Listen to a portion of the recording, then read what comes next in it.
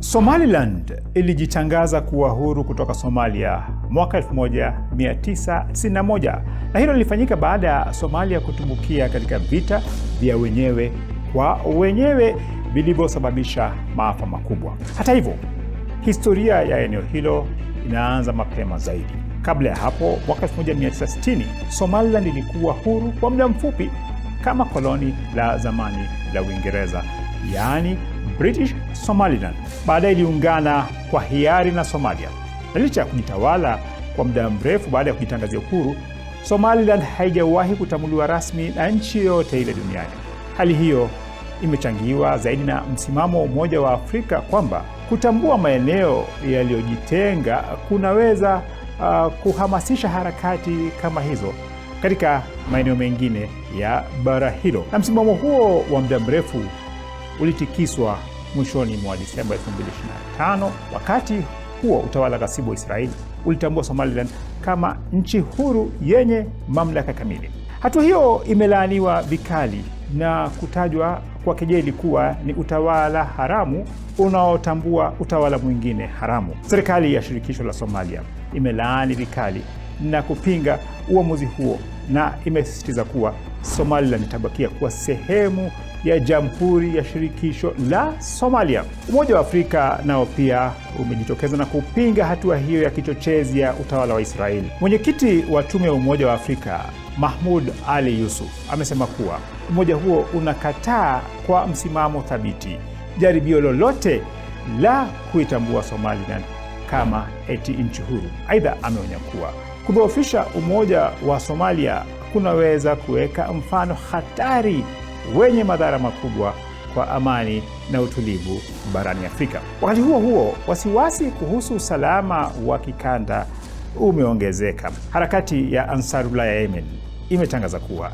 italenga uwepo wowote wa utawala wa Israeli katika eneo la Somaliland.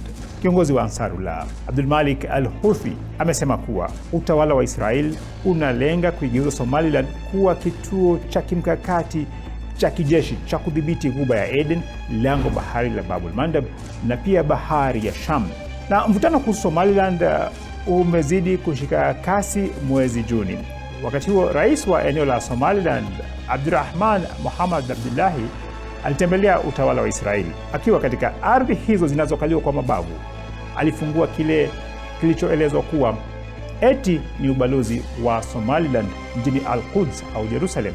Wachambuzi wanasema kuwa utawala wa Israeli kwa hakika umeitambua Somaliland kama sehemu ya njama hatari za kusambaratisha nchi za Afrika na pia nchi za Kiislamu. Kwa mtazamo huo, utawala wa Israeli unaunga mkono kuibuka kwa harakati za kujitenga. Njama hiyo inaonekana wazi katika nchi zenye migogoro hivi sasa kama vile Libya, Yemen, Sudan, Somalia na pia Syria.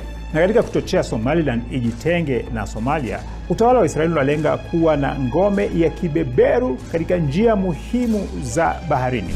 Eneo la Somaliland linapakana na lango bahari la Bab el-Mandeb. Eneo hili linaunganisha bahari ya Sham na Ghuba ya Aden na hupitisha takribani 12 hadi 15 ya biashara yote ya baharini duniani. Kadhia ya Somaliland kujitenga na Somalia pia imeibua wasiwasi huko China. Eneo la Somaliland sasa lina uhusiano wa kidiplomasia na eneo la Taiwan ambalo limetangaza pia kujitenga na China. Hatua hiyo inapingana na sera madhubuti ya Beijing ya China moja. Na kwa msingi huo sasa, China imetangaza kuimarisha uhusiano wake wa kijeshi na Somalia. Kwa kuzingatia hali hiyo, ni wazi kuwa eneo la Somaliland litageuka na kuwa kitovu cha misuguano katika siku za usoni. Hakuna shaka kuwa hatua ya utawala wa Kizayuni ya kutambua Somaliland kama nchi huru inatarajiwa kuvuruga zaidi usalama katika eneo hilo muhimu la Afrika na maeneo ya karibu. Suala la Somaliland ni dalili tosha kuwa watawala wa Israeli hawataki kuona Afrika ikiwa na amani, bali wanalenga kuibua migogoro na misukosuko barani humo. Kwa hivyo, ili kuzuia hali kuwa mbaya zaidi, nchi za Afrika na Asia Magharibi zinapaswa kuungana na kukabiliana kwa pamoja na tishio hili jipya. Lakini swali ambalo wengi wanajiuliza ni hili: je, Afrika itachukua hatua kwa wakati kuzuia hatari hii mpya kabla haijageuka na kuwa janga kubwa zaidi?